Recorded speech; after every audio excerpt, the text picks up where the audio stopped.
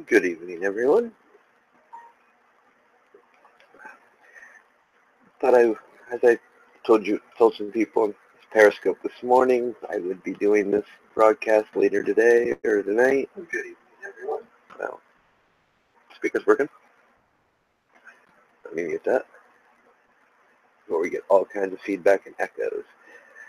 But I had told everybody I was going to drop an important video about bug outs and why my routes I've had to make a few changes. Now, most people is like, what could possibly that be?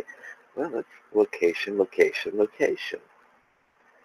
And something I never thought of thinking about when it comes to location, location, location, until it was pointed out to me by a fellow prepper that would be sharing this if we had a better internet connection. And he sat there and walked me through it yesterday in a hangout via his phone and showed me, the way I would be going, and certain things popped up that this is mainly going to be a wake-up call for the people here on the East Coast. But, like I said, location, location, location. Certain terrains, as history has shown, people will migrate to because it's more aligned to their climate or where they're from. Much like how the Appalachians were the migrants of Irish, Scottish, Germanic cultures, because the climate was matched where they came from. It was so.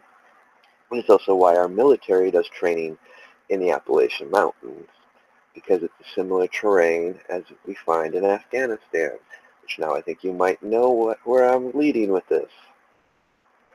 I'm actually going to show you, because I wanted to show you some few other things too. How I said, get on Google Maps. You can print this stuff out and map your terrain and use satellite imagery and use to see where areas are. You can zoom in and stuff, see where your wooded areas are. It's an awesome tool. Hey, if it's available now, why not utilize it? And I'm sure many of you already do.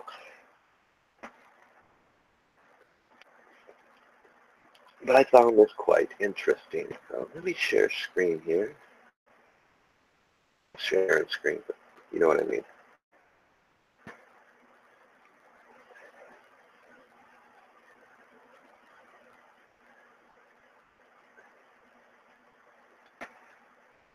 All right. Now let's jump over here to Google Maps, which I already have up.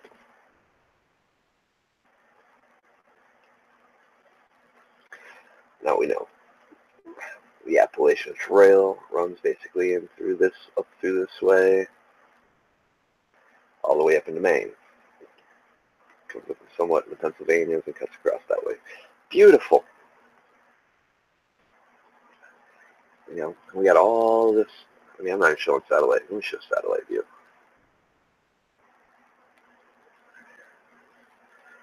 And of course, there we go.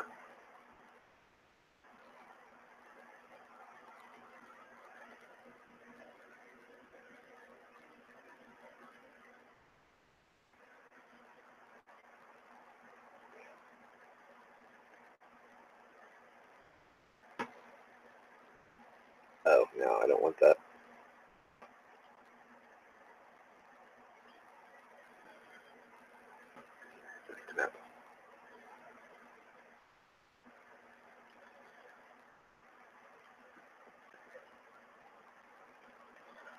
Yes, guys, as you can probably see, there's a pin mark location on here.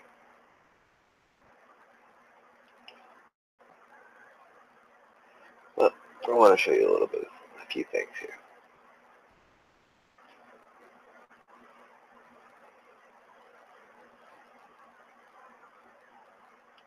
There's better apps for this.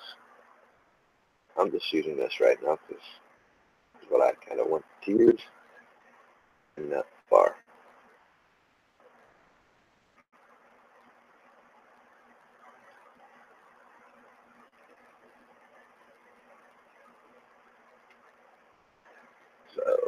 go to my search here.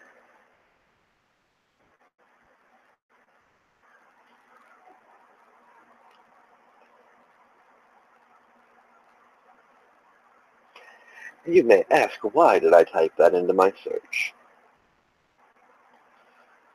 Well, we all know. Don't need to say it. Common sense. But I didn't realize this when determining bug out routes, because when I determined my bug out routes, this was not an issue.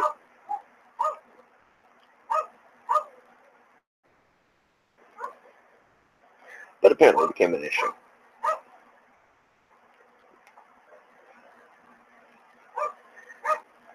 Won't glitch up.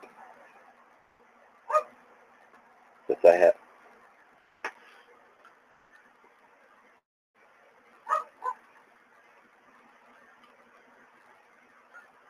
Well, apparently YouTube's still screwing with streams.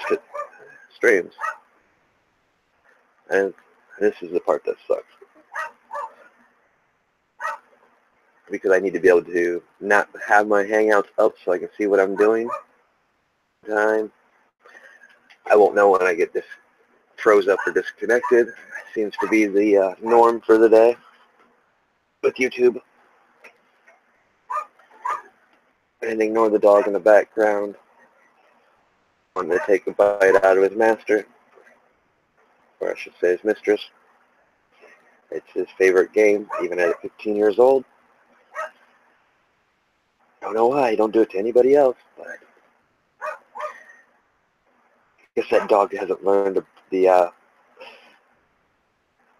saying, don't bite the hand that feeds you, which just happens to be his owner, but he loves biting my sister, so it's a favorite pastime of him.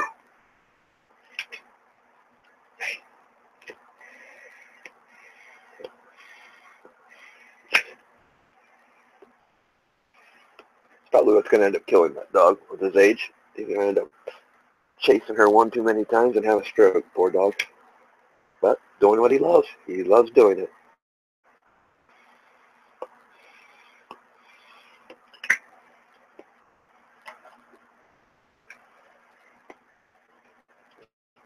But as you guys can see,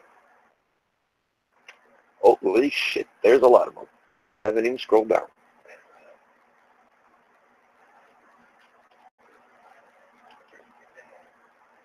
I mean, the idea is here, let me switch this to the other view.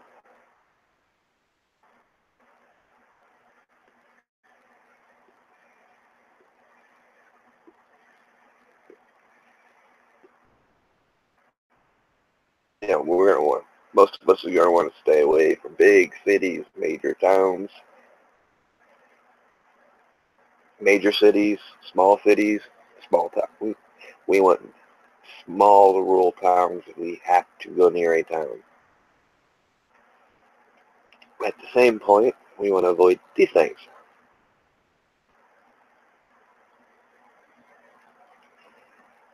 And I'm going to scroll down, because, like I said,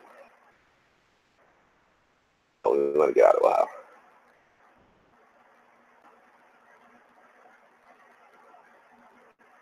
Just slowly keep refreshing here.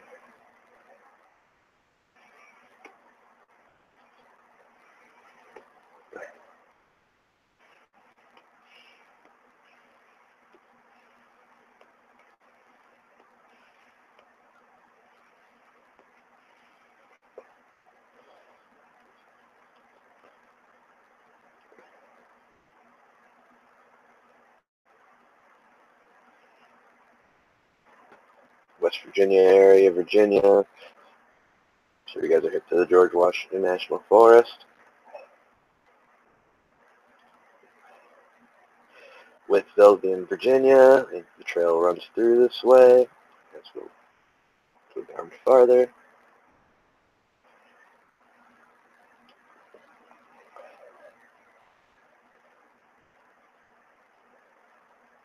Refresh my search here. Because for some odd reason, last time I went into North Carolina, instead of going where I'm supposed to go, I ended up taking a little detour. It's turned into a scenic route. Apparently I'm froze up again. Wow. I've never had so many issues with freezing up. But last time I went to North Carolina this year, I, for some odd reason, missed a turn. Yeah, I know. Amazing, huh? I ended up taking a scenic route. I ended up, when I was supposed to be over here. Oh, you can't see that. Never mind. I ended up, around the Daniel Boone Cherokee National Forest, which, for anybody that knows the trail and stuff, the parkway's up in that way. I was going up around the parkway, which didn't matter. I came out up cross country in it, and lo and behold, what I didn't know, it's not showing on this map. Why?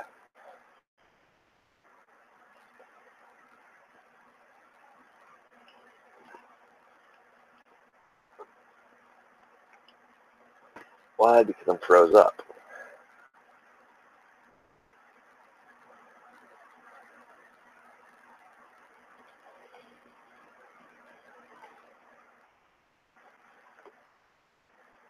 Is it unfroze yet?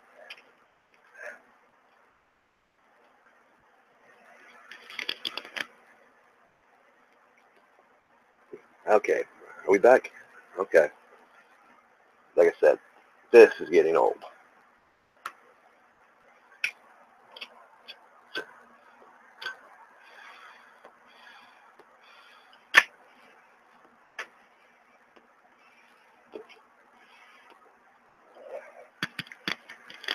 So guys, if I cut out, bear with me. I can't, like I said, I'm trying to work the map, so I got to close my Hangout so I can't see when it freezes up and drops. It's been doing it all day. It's ridiculous, no matter what topic I talk about. You're not the only one's been having issues with it today. It's like I said, it's getting a bit old.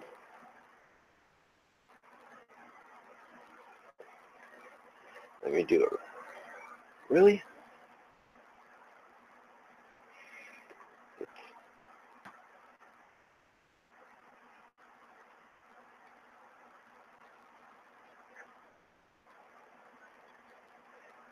And of course this happened yesterday when I was researching this on my own.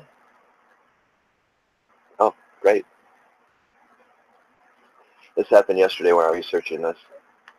So be fair warned, if you type this subject in, you might have some issues with Google Maps. Like it just said, there we go.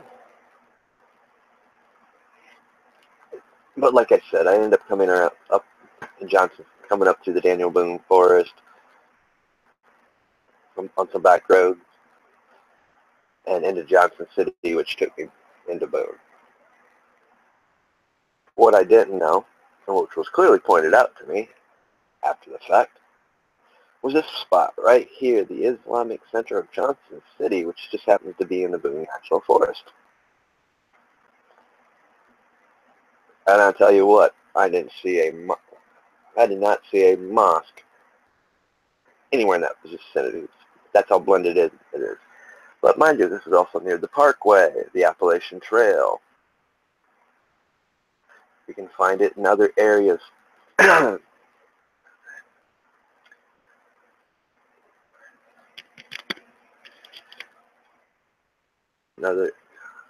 Wow. All right, I'm going to close this map up, even though I know it's not the issue. You guys get the point of what I'm trying to talk about? I'm seriously getting fed up with YouTube.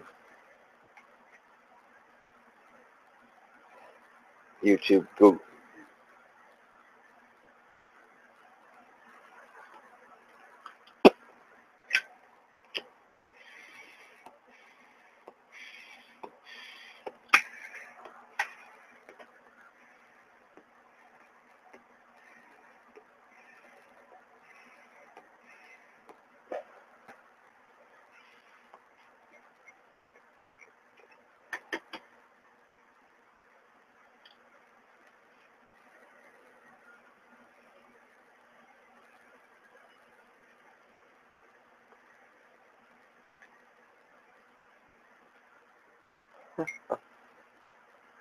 Wow, this is just retarded.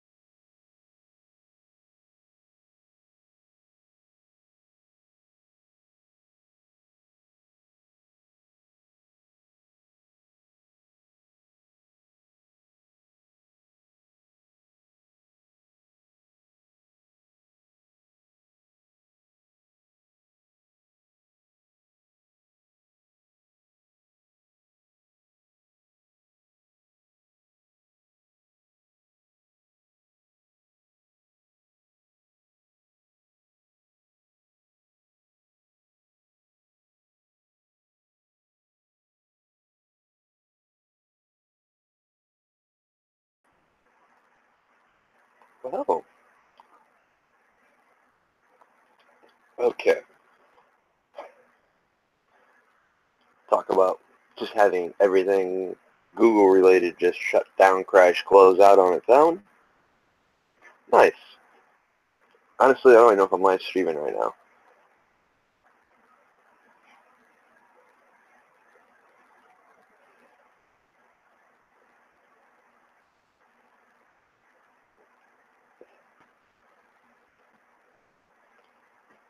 This, like I said, is getting old.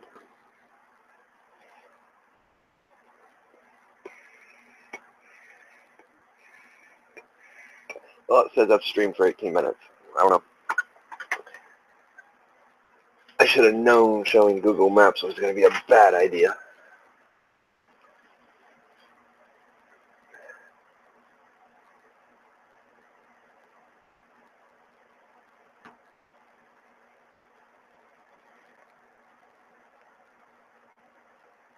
Okay, looks like I got some of it. I'm actually going to go back. Here, I want to see what all I got. I don't know. Okay, it copied some of it.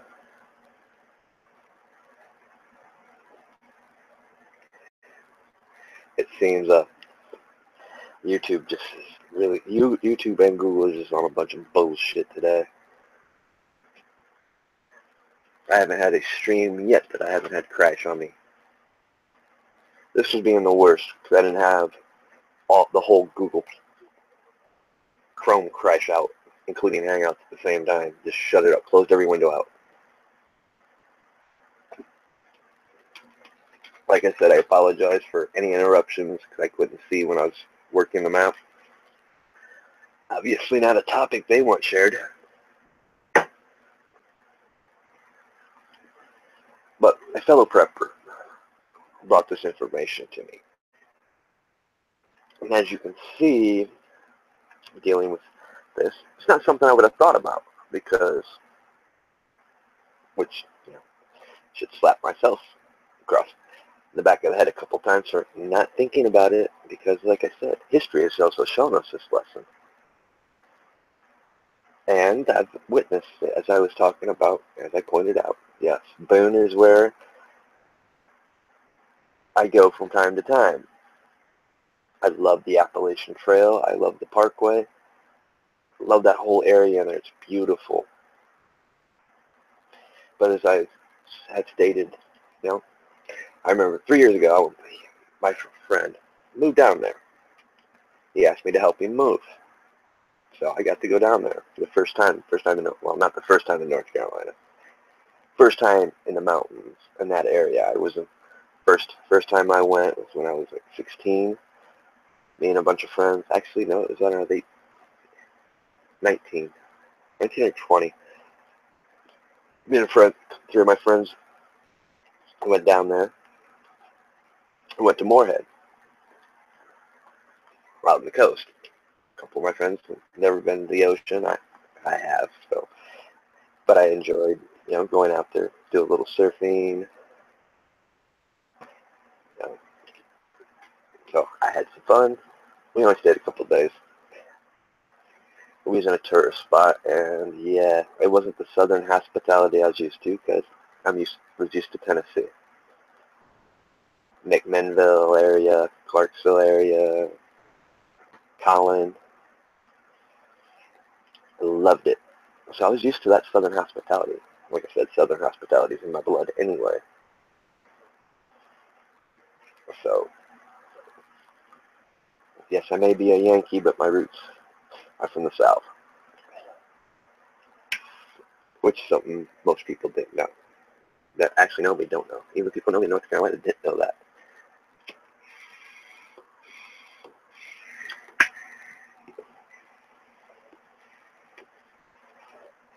That's why why I know so much of the history of the South. It's been passed down through the family.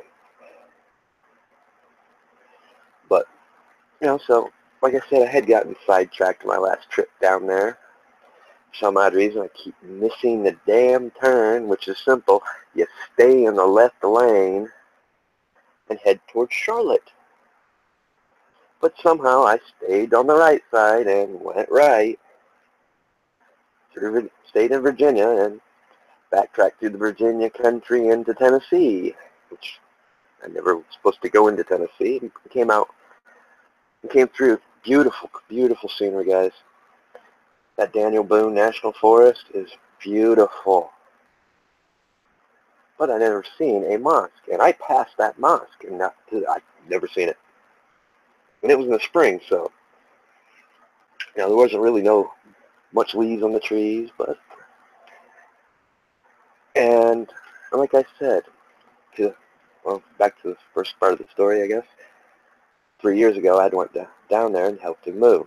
Well, we weren't able to do much because, we had to wait on contractors to get stuff. So, but I got to meet people, enjoy it. I promised him I'd come back. If you ever need to come back to finish up the work, to help set things up when they got moved in. So the following year, he gave me a call, like, hey. So I ended up going down there, ended up living down there for 2 years. Ended up working, making friends.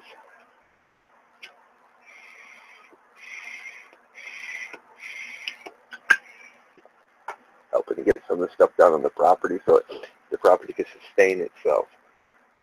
So it could be more of a homestead. And it's in a beautiful area, nice community. And it's perfect. I mean, for real, it's a slice of heaven, if you want to put it that way. And he brought this to my attention as we were bringing it to other people's attentions that didn't realize it. But when I first got down there, there was we call it a Habib store. It's a D&D term. It came from the D&D table.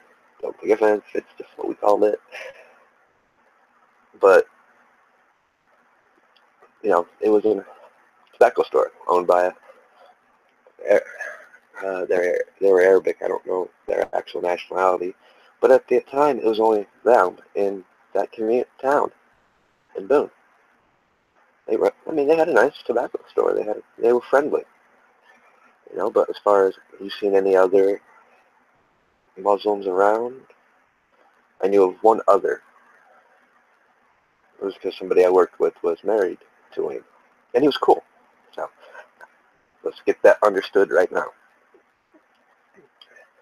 But over time, like the last year I was down there, he kept on telling me, hey man, you need to start paying attention to your surroundings. Look. I'm like, person. You know, it's like I told him, man, you know I pay attention to my surroundings. I go off feelings. Feel. You know, I'm fully aware of my surroundings at all times. And you know when something's not right. And I wasn't feeling nothing. Well, I was feeling something dealing with a certain store, but that's beside the point. Both were, and we kind of slowly stopped going there. But what he was pointing out was, you know, the community was growing. You know, I knew the community was growing. The college just became a double A Division I college. So, you know anything about Appalachian State, and boom, it's a small town. It's a city, but small town in my eyes. It's not no Toledo, it's not no Cleveland, no Akron, no Columbus, Cincinnati, Dayton. Definitely not no Charlotte, Winston, you know, cities. But it is a city. It's a small city. Small. But it's growing big. And yes, I did notice, you know, there was more Muslims coming into the community. But, you know, like I said, there was no more, we discussed, even at that time, there was no more than 50. And like I said, when I first got down there the first time, which was, you know, 3 years before that, there was just them in the store. You know, you had a bigger community of Hispanics in the area, which was nice, typical. And you know, but you had your mix. It was evenly balanced. One, you got to understand what Boone is: the Parkway, Blowing Rock, Black Rock, Kings Mountain. It's a tourist spot. In the winter, it's skiing. During the summer, it's all kinds of festivals, wine festivals. It's southern festivals. It's beautiful. I mean, southern hospitality, except for, you know, the college kids. But they slowly integrate and become part of the community, and they pick up on the southern charm. It's different. Especially to a Yank, it's way different. People wave. You break down, they stop. Instead of keep driving, they want to help. It's different. So, they're used to it. So most of them don't pick up on stuff. Some of us do. And like I said, I had to move in October of last year. I moved back to Ohio, which is why I'm kind of still in between jobs. But like I said, I went back this year during the spring. Like it was February. I was there for 3 months. And wow, talk about it. Yeah, from that 50 I said, you could times that by 5, 10. It grew that much. Like wow, and you could feel the difference. You could feel it. There was a change.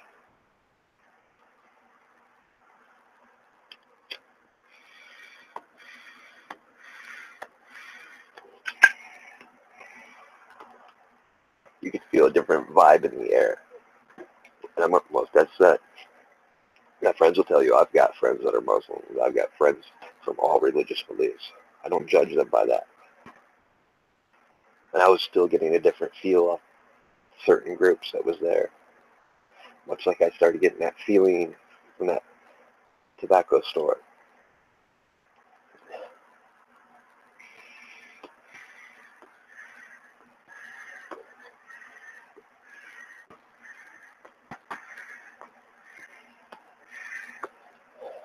You know, and, you know, like I said, I didn't realize all these mosques popped up. Because like I said, you've seen the little dot, so I'm in all the way to the northwestern corner of Ohio. I'm 2 hours away from Flint, Michigan. There's some big communities here in Toledo. So, like I said, certain events have hit close to home in the past month. The stuff they had put at London Bridge. I had a niece that was there. My cousin's living there. Her daughter was right there when that shit happened. You know, so I've had my bug out routes planned for 4 or 5 years now. Multiple routes that I've traveled. And now that he's pointed these out, yeah, I can avoid most of them. But, like one of the routes where I would cut through Kentucky, Tennessee, to go in that way. Come to find out, my route was running right by one. Here's something you guys need to understand. We need to understand the history of the Appalachian Trail. It is a supply route. It's a travel route.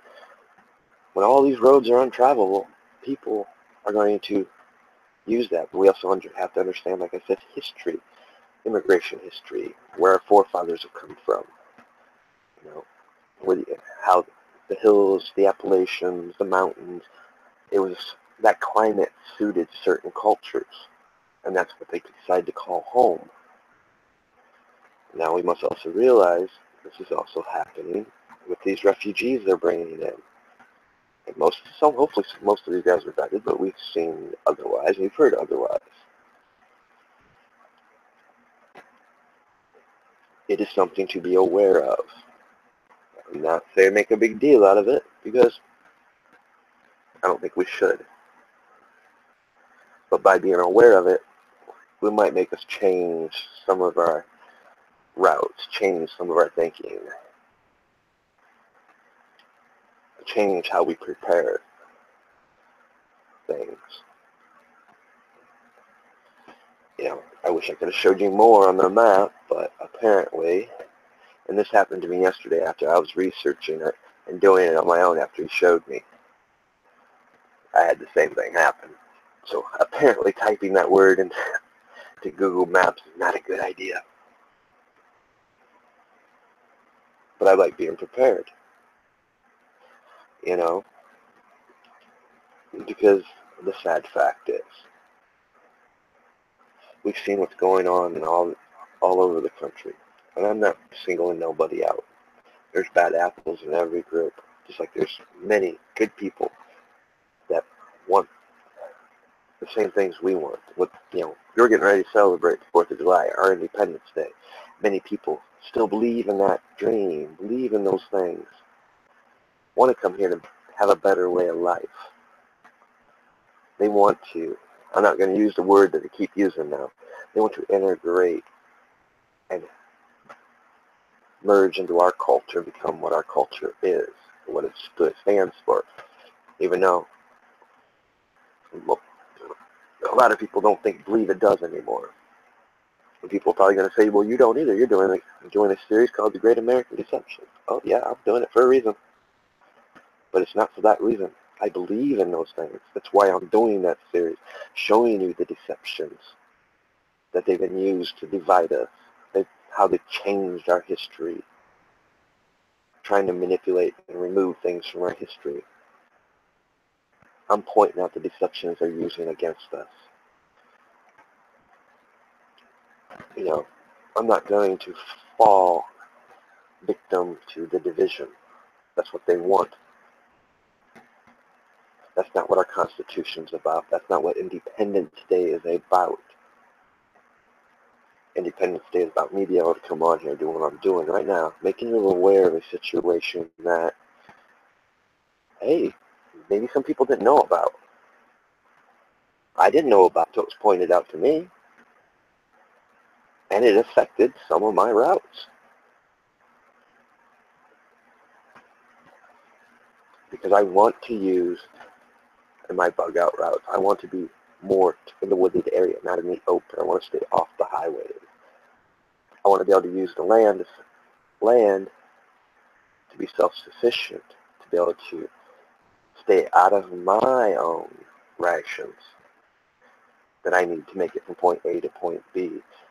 And I can do that by living off the land, hunting, trapping, fishing. So I want to be near the areas that got wildlife, water, edible plants. You can look this stuff up using Google Maps. You can look at the terrain, bring up the topography maps. You can research, zoom in into areas, type in stuff for wildlife, what's in the area, plant life, what's edible. And as you can see, you can also type in what I typed in, and you can see, hey, that's not, why are they migrating in these areas? Well, same reason we would. That would become a natural highway, easy to defend, easy to go from point A from the south to the north to Maine, a way to bring in supplies. We still have good major rivers that flow through. Just like, for those who don't think that the Mississippi and Ohio River ain't going to be used to transfer supplies or to ferry, it's about being aware of your surroundings, understanding what's there, what it can be used for.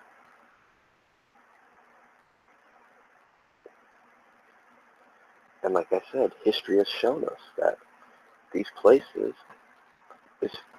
people migrate to them because, it fits their culture, it fits where they grew up, the lifestyle they're used to, the climates.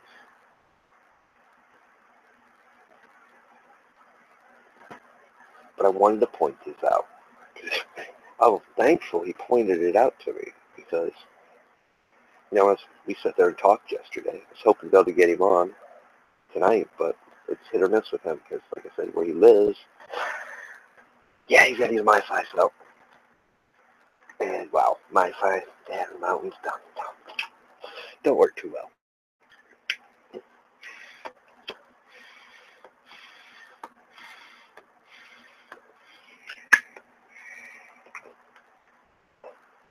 But we discussed it. We went over some of my ways I would come in and stuff. It's like I told him, I told you I didn't make that wrong turn on that purpose. I told you I didn't have a Kinder moment. There was a reason why I went that way. Like I said, I don't believe in coincidence. There's a reason for everything.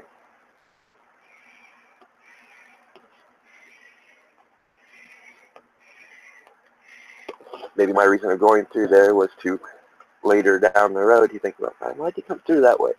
And maybe that's what possessed him to actually look this up. Or the reason was for me to actually see this place that I didn't see, that I drove right past.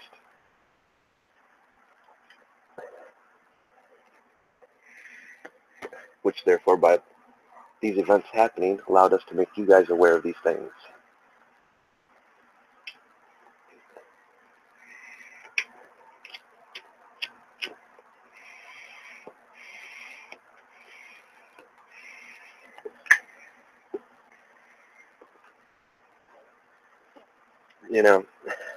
It's an interesting theory because I just did a video today on a Chicago man, or not Chicago man. Wow, why did I say Chicago? Oh yeah, because Trump just sent the feds into Chicago since they can't control the crime rate. Well, that's what happens when you're a sanctuary city.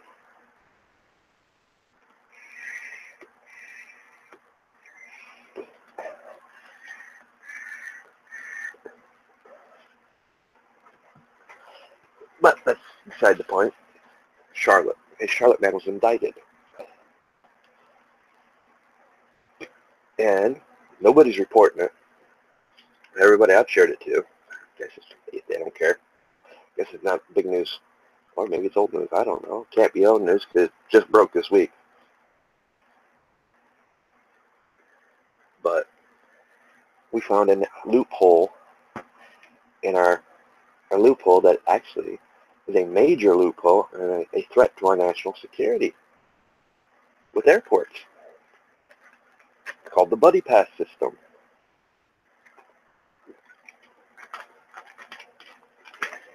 And this guy was a supporter of Islam. He wanted to go over fight in Syria for ISIS.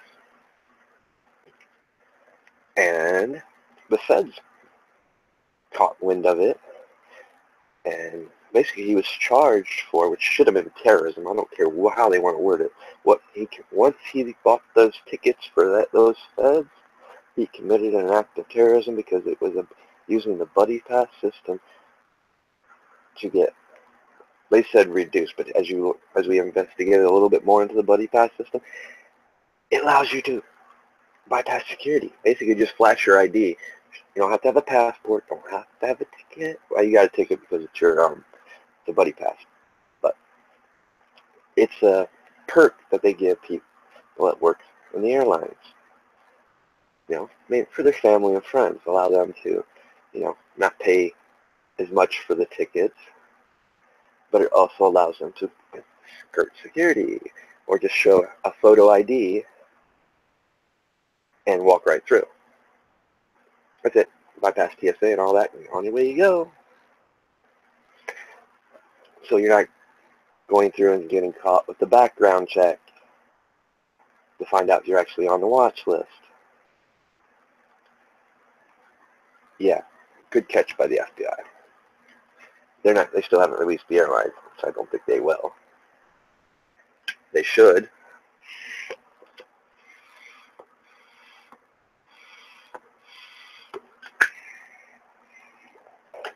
Which, as we start looking, look at the area. In the Charlotte area, as you guys can see on the map, there was a few mosques. It's the first incident in the North Carolina area dealing with a radical Islamist.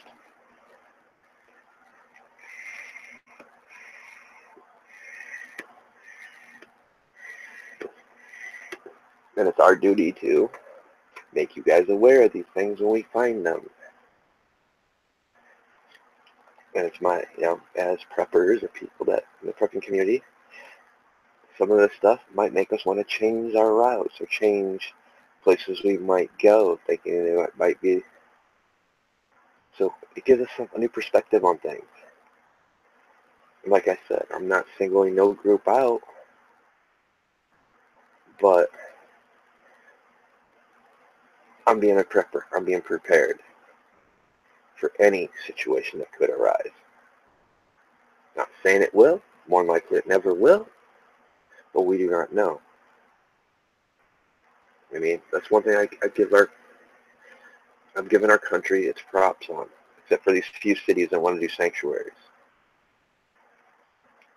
We've done our best to protect our country.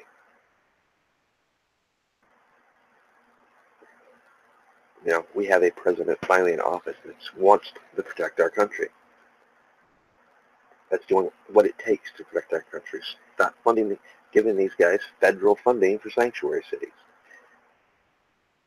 Quit and call things for what they really are.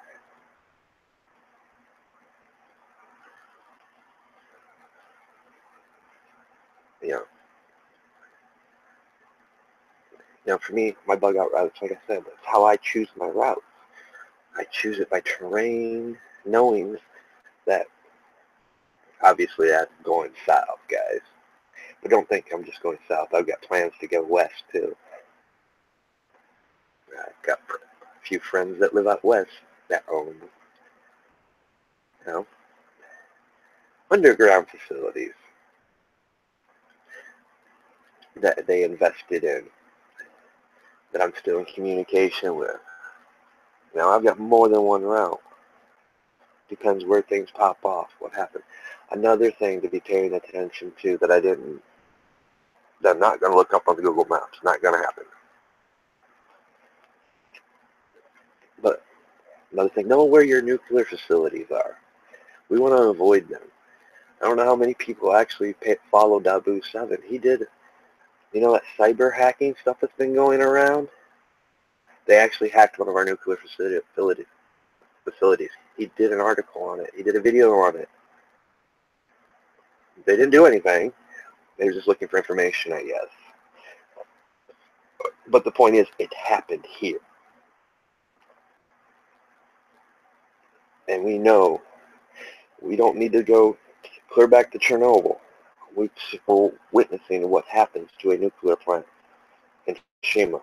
And that was caused by Mother Nature.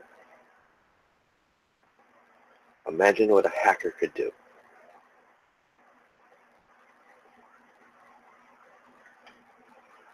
So it's important that you know these things.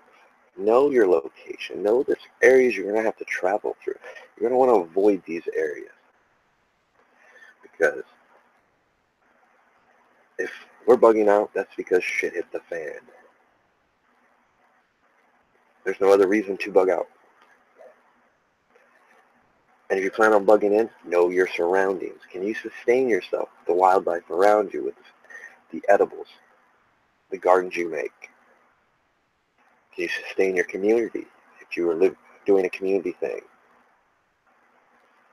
These are important things, because if you can't, you're not bugging in, you're bugging out. Like me, am I bugging out by myself? But I'm not going to tell you. Yes, I have more solitary, but I also have survival training to fall back onto. But I also have friends in every state. When I go, and I pick my routes accordingly.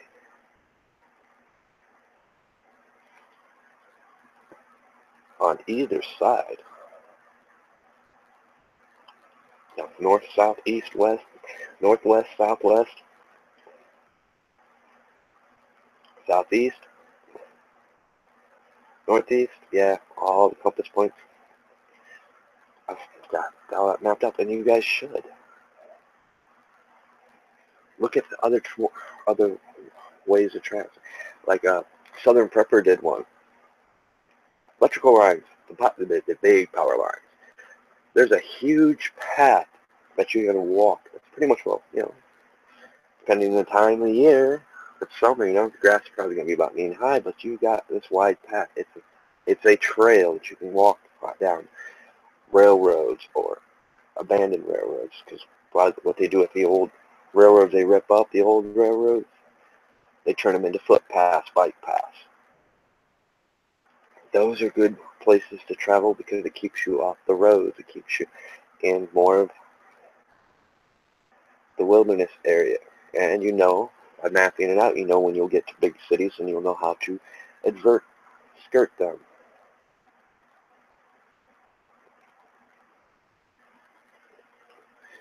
I'll show you some things to start looking for on your maps, because it could change the way and change your routes. It could change an area to where you thought you'd want to go to. Now you might not want to go there.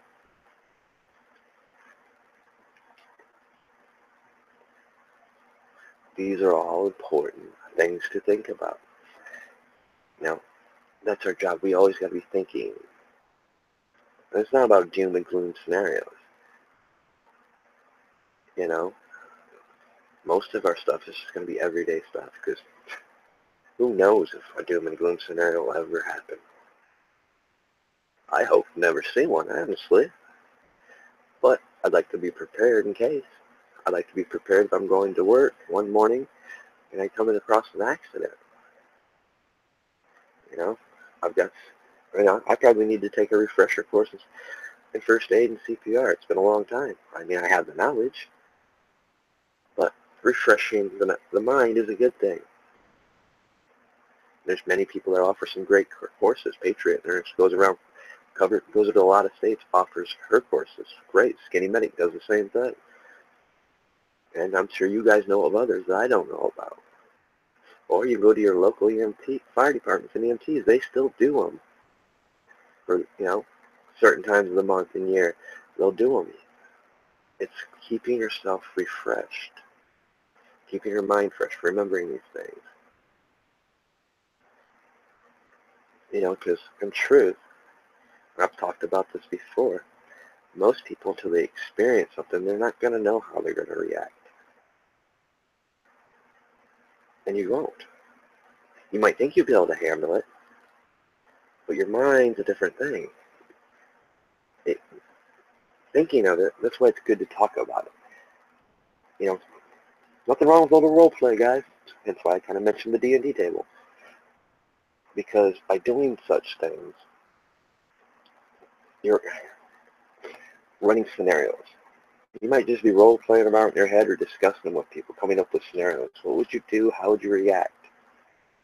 By doing so, you're training your mind for those things, which will allow you to, instead of freeze up, it'll allow you to be quick on your feet, quick to react. Why? Because you already trained your mind. Training your mind is just as important as training your body. In fact, it's more important, in my opinion. And not just my opinion, I know many other people will say the same thing. It also trains you to be aware, more aware. Pick up things that you normally wouldn't pick up on. Because a lot of times you're going to have to rely on your instincts, your intuition, your feelings, your vibes, whatever you want to call it. You're going to have to rely on that.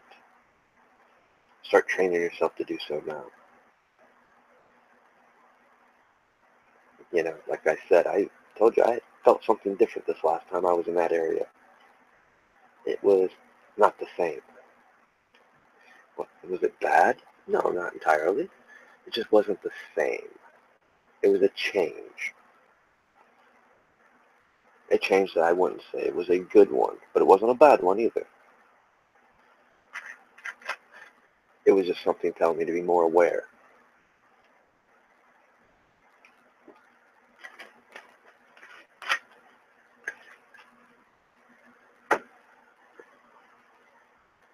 We don't know what each day is going to bring us. We have to be able to adapt on a drop of a dime. The quicker we can react, readapt, change mind states, change states, right, the better off we'll be. It'll allow us to survive. It'll allow us to overcome encounters that we wouldn't think we could overcome, situations that we wouldn't normally be able to get through. You know, by him bringing this to me and me bringing it to you, it might change some of your guys' views. Might make you want to change some of your bug out apps. Might make you want to do a little bit more research. Research is good. Knowing your areas and the surroundings is important. When I go to a new place, what's the first place I look for? Grocery store. Gun shop. Walmart, yeah. Dollar store? Maybe. Oh, what? Oh yeah, I'm sorry guys. No, I'm not. We should be looking for those things. Those should be some of the first things we look for. Gas stations. Where's the nearest one? Where's the next nearest one? Where's the next source of area for food? Okay. Oh, there's a nice wooded, real big wooded area that way. That's nice to know. Let me go drive by there towards the evening and see how much wildlife around. We'll go do a little walkabout. You're new to the area. Why not take it in? Familiarize with yourself with the areas you're going to be in. First things you should be looking for. Never know.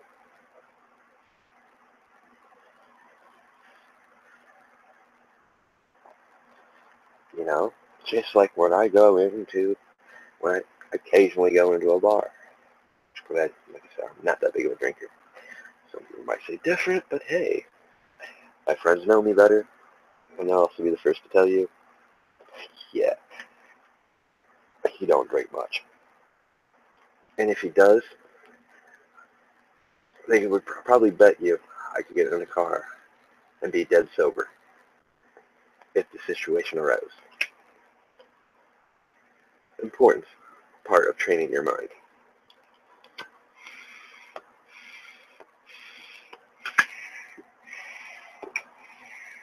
I'm also that guy that you would never see in the bar. I'm the quiet one. I'm the one that's going to find a seat back against the wall, and probably in between the nearest two exits. First part, when you walk into a place, where's the exit? Got it. Any place I can put my back to the wall. Why do I put my back to the wall? Well, if my back's to the wall, you can't surprise me. It gives me a clear view of everything. Next thing I'm looking for. Pool table, glow sticks, beer bottle, chair. Oh, that's a bouncer and he's packing.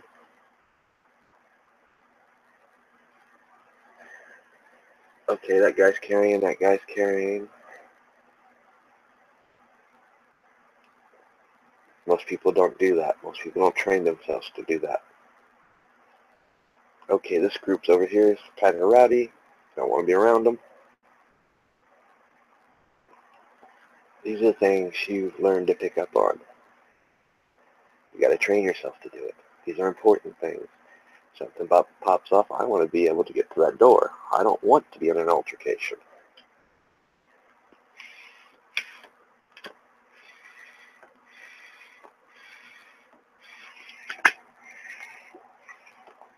I want to be where I can see everything. If I'm there with friends, I want to be in the cut so I can watch my friends.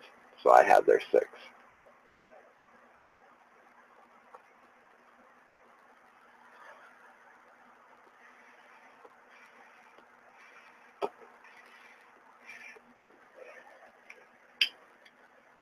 These are the things you have to mentally train yourself for. And there's not mentally, there's physical aspects of it too. But once again, once you start doing it, you become aware even going into other stores, places, where the exits are. It's the first thing you think of, first thing you look for. The next thing you hear as you're watching people, you're looking to see if they're carrying. It becomes second nature. It becomes action without thought. It's an instinct. It becomes an instinct.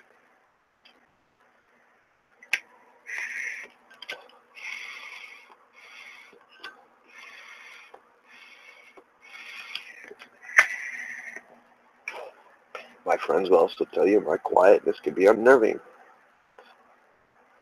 Because a lot of times, if you're listening, you'll understand. You know that song, Staring Down Barrel 45? Yeah, that's been me a couple times because I'm too damn quiet. When I was living with my friend, he never heard me come in. Which, I swear to God, I made all kinds of noise when I came in. To me, it was loud. I made a bunch of noise. He didn't hear me. Didn't hear me walk through the kitchen. Didn't hear me shut my bedroom door. And I hear some footsteps. I go to open the door. I'm staring down a barrel of 45. Because he didn't hear me come in. He just heard some noises in the room. It's like, what the hell? Who's here? Mm-hmm. Sometimes being quiet's not a good thing. But yes, I'm that guy. Which is completely opposite. You guys hear me talk. Sometimes you see my face. You hear me go off. But I am actually the quiet guy. I'm the quiet one in the room. I'm the one that prefers to be in the background. Minding my own business.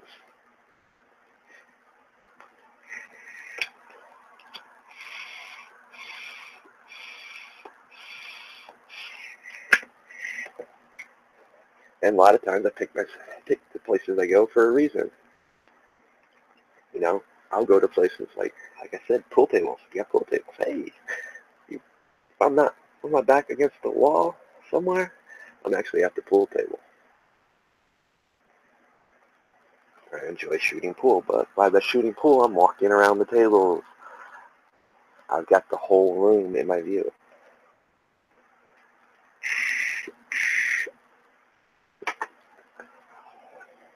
And you learn. You just learn. It's instinct. It becomes instinct, guys. Just much like choosing your bug out routes or choosing your prepping supplies. There's a reason you choose certain things. As you guys know, I'm more in a low budget prepper because I don't have the kind of money that most people have that you see them spending on expensive stuff. But I tell you how to get by with cheap stuff. You know, in fact, let me show you something. In fact, my friend's going to do a video here soon.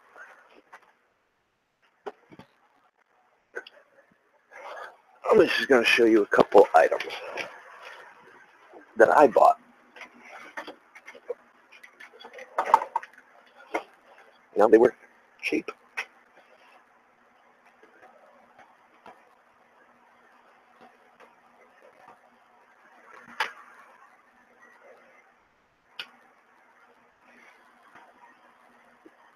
$7. O'Reilly's Auto Parts. It is a Northwest Trail lock blade pocket knife. You know what? You know, you'll see it looks shiny, looks like it'd be slick. 2 fingers, barely squeezing. Good grip, and I put it through a beating already. $7. Nothing more. Not an expensive knife. It's not no SOG. You know, it's not no Kershaw or Crit. It's a good knife. One that I can use. I can actually baton with this thing. I'm not using something too heavy.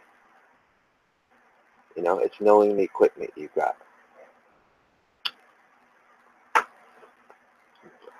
Bushnell flashlight from Walmart. What is it? TRKR. T 150 looms. 3 settings. Bright, red, UV, and it allows you to track blood, trail blood. $12. Now, using the other 2 settings will kill the batteries, but the other one, the 150 lumen light, lasts you a month, as long as you're not keeping it on 24/7. No, like I said, I think it was 12 or 15 bucks. It can also be, with your adapter, you can mount them on a shotgun. Nice flashlight. Cheap. Even those dollar ones that they sell. As long as you're not, see, I wouldn't, this says it's waterproof, I wouldn't drop this in water just because of this. I don't trust it. Water can get into it. Let me show you something else.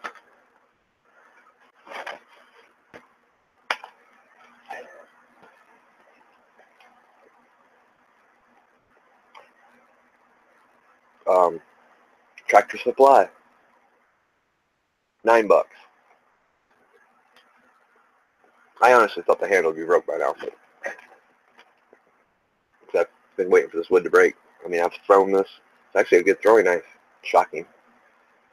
Because I was figuring that this thing will break quick, and I'll just paracord it to be more fitting. I've used and abused this knife. I've chopped wood with it, cut steaks, batoned with it, threw it, and embedded it in trees like that far. Missed trees, or bounced the handle off the trees. The wood handle's still there. $9. Tractor Supply. Usually when you walk in, go around the corner to the right. They have a little section, just a bunch of stuff. That's prices have been reduced. Most everything in there you can get for under 15 bucks. Like I said, $9.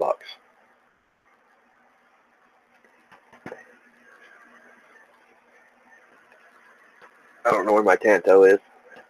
My Tanto, I spent 45 bucks on. Mainly it was me saving the shop owner because every time he pulled it out, I mean, he had scars on his finger from every time he pulled the knife out. That's how sharp the damn thing was. 45 bucks. Garbage. Oh yeah. $9 better than the Tanto that I spent 45 bucks for.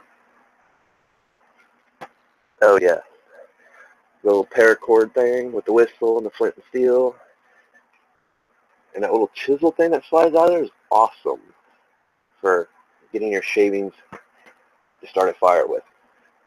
Flint and steel, I haven't got it to work yet.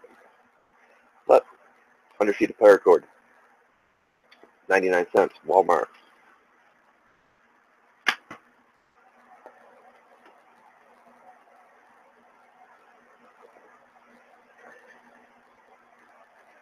And it doesn't matter. You know, a lot of guys will tell you it matters about, you know, you got to have quality stuff. Sometimes that cheap stuff just is better than that brand name stuff. It's how you take care of it. Because let me tell you something.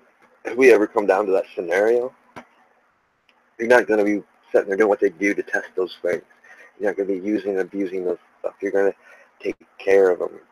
You're going to do everything in your power not to oversee the limits of them, to break them.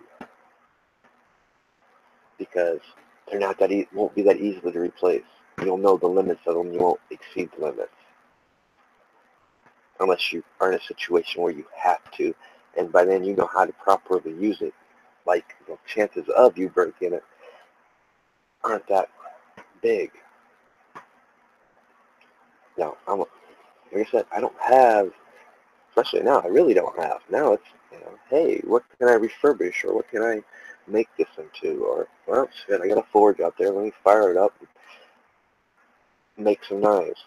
Or make some, I'm going to do some fletchery. I'm going to make some arrows. I'm going to use the lathe. I'm not going to do it the old school way, but I'll teach you how to do it the old school way too.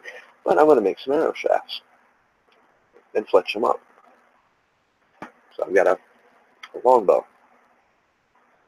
Then I'm also going to make some hand crossbow bolts. And see, we're going to test them. How good are they? How effective they are? The point is, will it kill an animal? Will it kill a drop a rabbit, a squirrel? That's the importance of it, because you're going to be using them to put food on your table.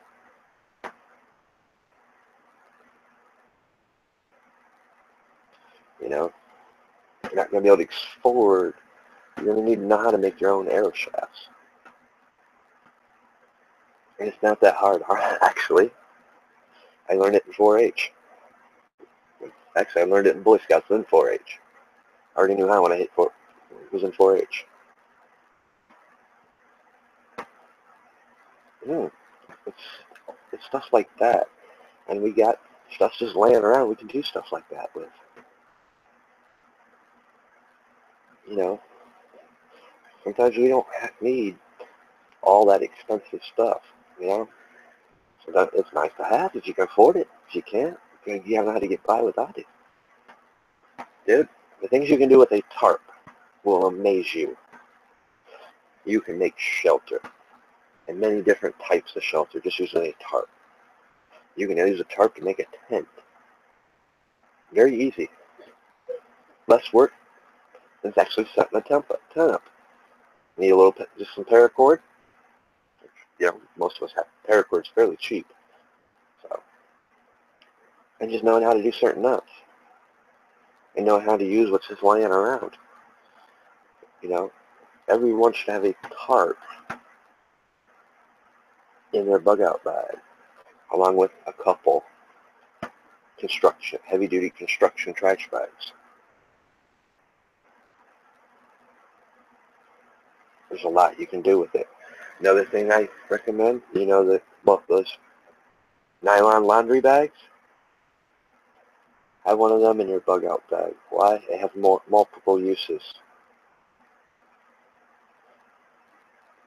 It can be used as a net to fish with, as well as it can be used to hold stuff, carry stuff. It can be used to keep stuff off the ground.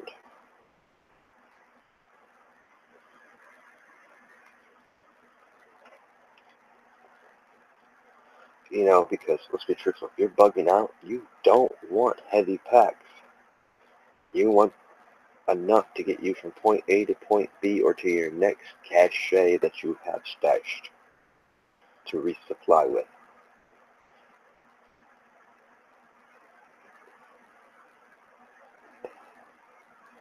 You know, sometimes we make things a little bit harder than they need to be. Sometimes we overthink some things. Sometimes we underthink things. We got to learn to adapt to the situation. Change is important in our community. Be able to change at whim and adapt to the situations that come up. Like I said, we have everyday situations. If we just learn to be more prepared, those situations that come up, they won't be nothing. They won't even stress us out. We'll be able to think quickly, right on our feet. It's important. Be able to think on your feet and react to the situation. Like me, I was able to, once this was pointed out to me, it was instant reaction. Going through my head of places, other routes and stuff that I know of. Other ways to go about or be able to skirt the area. It wasn't a stressful thing. It wasn't a break class, a case of emergency. It was just, oh, okay, not a problem. Just make a few minor calculations, corrections, course changes. And as we researched some of them, most of my routes were actually kind of safe. You know.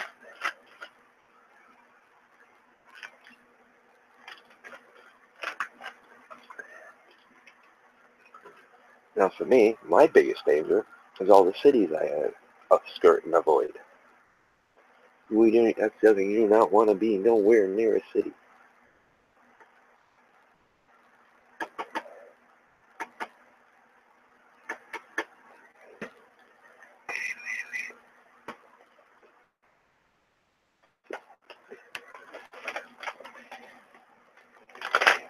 And important, you guys, when you're making these decisions, places you plan on going to, if you're going to bug in or bug out,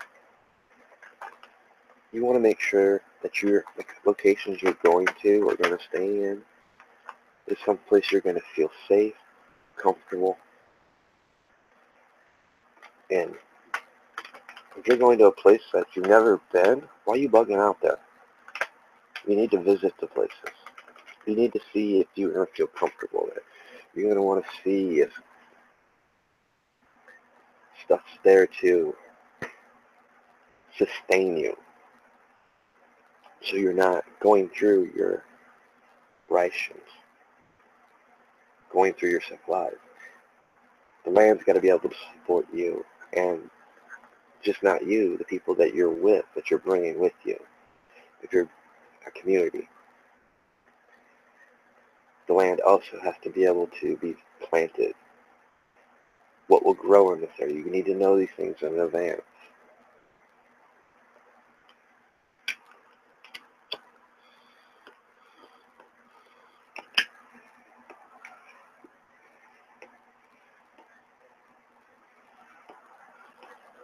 You know, I've heard way too many people talk about prepping and talk about doing this, how they're going to do it, where they're going to go.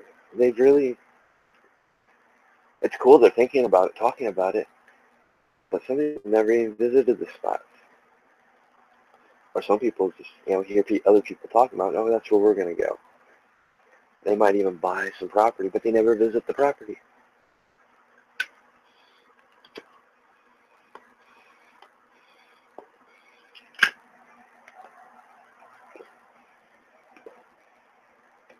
Or they might visit it, but they never go and work it, get things set up.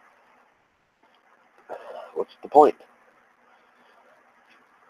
Because that's something else I don't think a lot of people don't think about. Some of these areas, people might just move right into them. Why? Because they're occupied.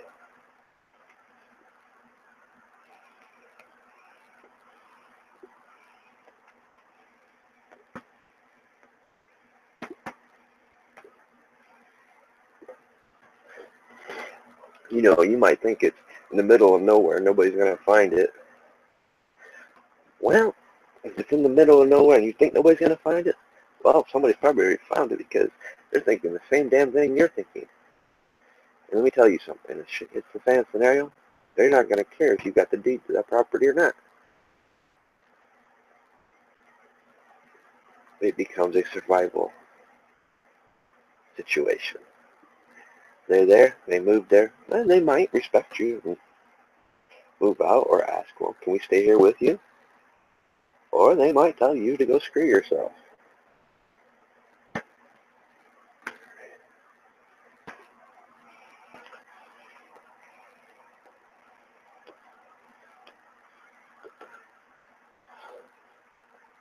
It's a lesson that you shouldn't have to learn the hard way. You should already be thinking about it. If you're it's cool to have property like that. Put somebody on it that's going to tend it for you. Let them live there. Let them do the work. Set it up. As for them doing it, they know they got a place to stay. They know to expect you. Some of you guys use these places as summer vacation spots or winter vacation spots. And the rest of the time you're not there.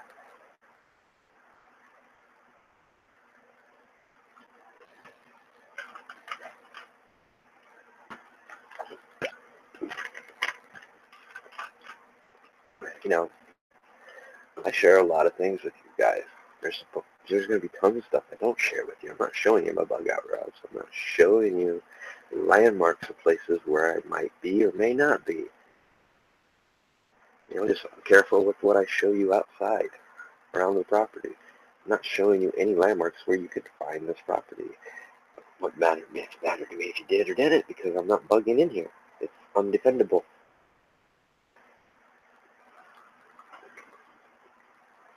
Ah, see? Even I know. I am old surroundings. I've lived here most of my life. I know stuff would go down, and you might be able to live here for around a month or so, but after that, no, that's not defendable. It's not a safe spot.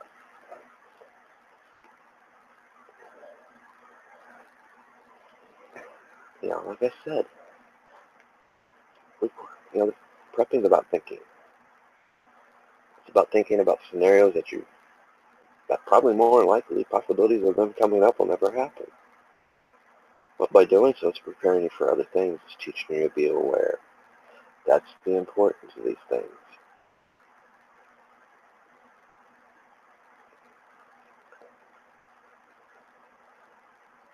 You know, I came across an article today talking about, I think it was the Frankfurt Report. It was talking about a community or country, how because all these refugees came in, the citizens have become the minority. And that's sad. Because the citizens, I look at history a lot. History is a lesson. We know how the United States was founded. We know how we took the land from the Indians. We've seen what happened. You know, the Trail of Tears, the reservations. We were the immigrants. We were the refugees. History has shown us what happens when you allow an influx of refugees into a country. The dangers. But at the same time, our country is a beautiful country. We learned from our histories, I hope.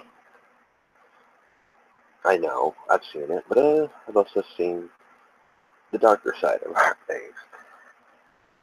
But we've got an immigration system that needs fixed. This country's always has been based off immigrants. We've got a legal system, a legal process to go about it so people can come here and live this dream, this beautiful dream that we live. It's not even a dream, it's a reality. You know, we still have freedoms and liberties, even though they're under fire all the time. They're being People are trying to take them away. But we still have people out there that defend it every day. You know, and that's why I use a lot of history when I talk about things, to point things out. And you have to be careful. A lot of wars in history started out just like what's going on over in Europe and Germany and places like that. The influx of immigration or refugees, it's been done intentional. One, you can slip your sleepers in. The other, it takes a toll on these countries. It causes strife, division. It causes pandemonium. It causes systems to crash. Because the countries aren't designed to take that big of an influx in. It's a tactic of war that's been practiced for centuries.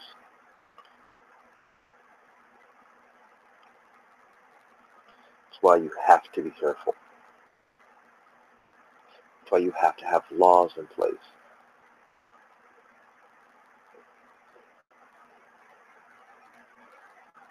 You know, history is a beautiful lesson to all of us.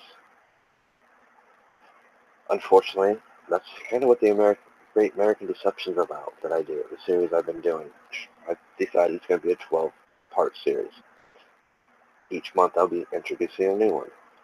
This month, it's going to be, like I said, it's the video I'm doing is going to be live, and it's going to be independence. It's going to be our history, what it means to us, why it's so important, why there shouldn't be a deception, there shouldn't be divisions. It's going to be the positive side. It's either going to be the grand finale of the series, or it's going to be the very beginning. I have yet to decide where it will place, but it's going to be the first or the last of the video series. But I'm doing it on Independence Day because that's the day it really means why we need to be aware of these deceptions. So, like I said, it could be a long one because I am going to stream for as long as I can get people to interact. You know, like I said, I know some of you guys, man, you've been just been streaming all today. Well, yeah, it's the 4th of July weekend. It's our Independence Day on the 4th. It means something. I want to talk about issues, important issues that we need to face, that we need to realize and understand. I want to interact with you guys. I want to get your stories. Why you're proud to be an American. What you see the future of this country for. What you've seen, your dislikes. All of it. It's important.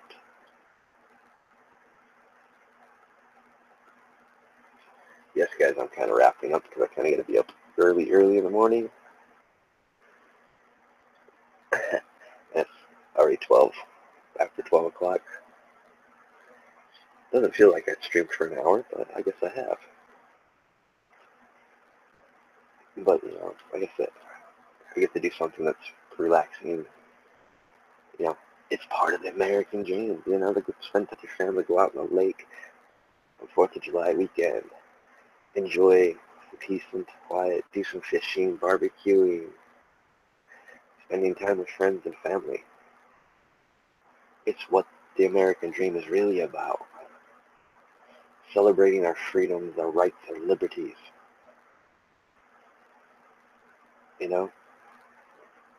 I don't have much, but what little I have is a blessing. It teaches me to live within my means. It teaches me to enjoy little things. Enjoy taking time to smell the roses, so to speak. Like I said, I'm going fishing. Normally we just catch and release. It's fun, it's sport. But, money's tight around here, so hey, if we catch, like I said, they got to be 18-inch for the bass. And there's limits on the lakes we're going to. But if you get a nice mess of 18-inch bass, I mean 2 or 3, that's going to feed the family. It's going to be something enjoyable. I love bass. I love bluegill too, so. And there's bluegill in the lakes we're going to, so. And they seem to be biting. So I'm looking forward to it because it's going to be something that's going to put food on our table for this 4th of July weekend. If we catch anything. If not, hey, I get to spend some time with my brother, which I don't get to do much, and my dad. Out in a beautiful area, beautiful lake. And who knows who we'll meet while we're there. So it'll be fun. And that's what I want you guys to do. I want you guys to have fun, but I also want you to remember what this day, this weekend, and the 4th of July on Tuesday is about. It is about Independence Day. It's about honoring our soldiers, the people that fought for our country. It's about honoring our forefathers. It's about remembering that the American dream is still alive. It's about understanding what our independence is about, why we must stay vigilant to have our freedoms protected, our rights protected, our liberties protected, our Second Amendment rights protected, our First Amendment rights protected.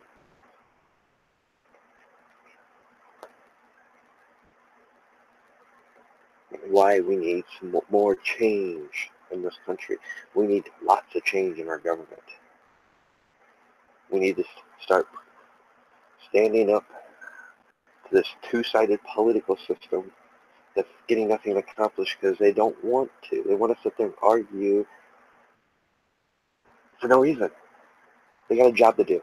If you're not doing it, do not elect them back into office. That is your due diligence. That's your duty. When important issues come up, like this is a very important issue right now that I think it should be getting a lot more attention than it is.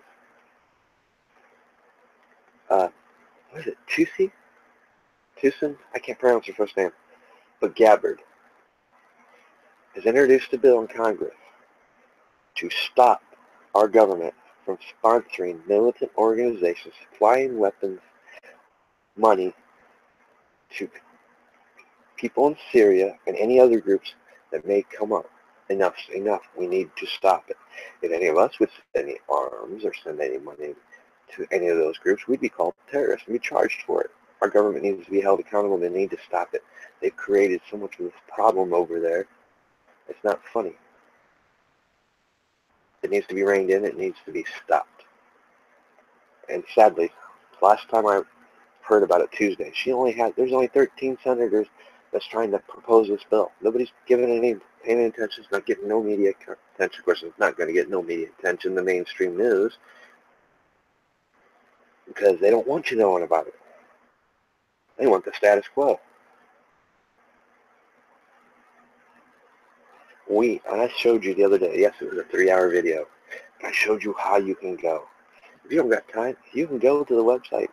Every session is recorded. They keep an archive of it. Every bill you can read. Yeah, I know, that's a lot of reading in some of these bills. But that's on us, too. We need to demand that we don't want to see no more bills that's over 100 pages. We don't want anything but the issue of that bill. Nothing added, nothing slid in. Just that bill in less than 100 pages.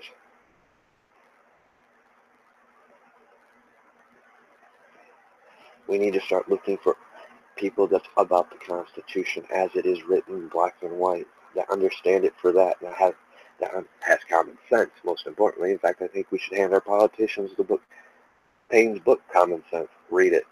Should be required reading before you can even hold any office. Just like our Constitution should be retaught to them.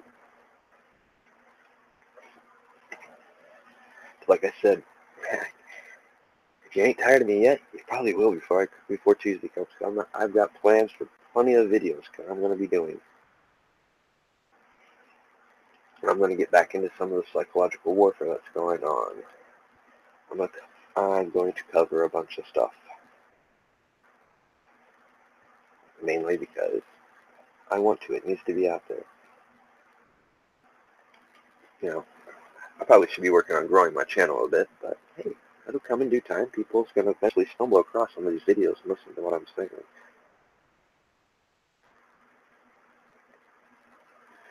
But as I wrap this up, like I said, I got to be up like 6 hours from now.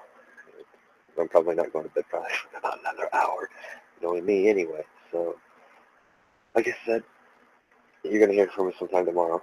I've got about 3 more videos planned for tomorrow.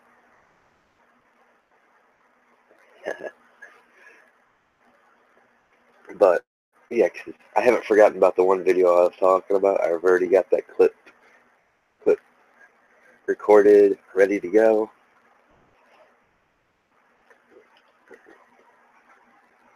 So, it's just, yeah, I kind of took a break, went outside, had to do some things, get things ready for the morning. I kind of relaxed and was like, okay, 3 videos in one day, that's a lot. Especially for me, right? Damn, 2 hours? Okay, I'm really getting off here. I had no intention for this video to be that long.